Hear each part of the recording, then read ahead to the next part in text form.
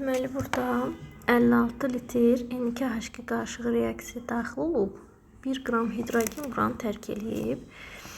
1 qram hidrogen də 11,2 litrdir. Çünki 2 qram H2 1 moldur, 22,4. 1 qram H2 də olacaq 11,2 litr.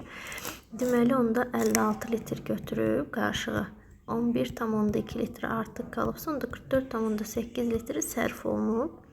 Azotla hidrogen reaksiyasında da, yəni amonyakın alınmasında x mol N2-ni götürsək, 3x hidrogeni x plus 3x bərabər olsa 44,8-ə, 4x bərabər 44,8, x bərabər olacaq 11,2 litr. Yəni azot 11,2 litr sərf olunacaq. Hidrogen 3x, yəni 33,6 litrdə hidrogen sərf olunur və bizə deyir ki, ilkin qaz qarışığında hidrogenin mol sayını hesablayın.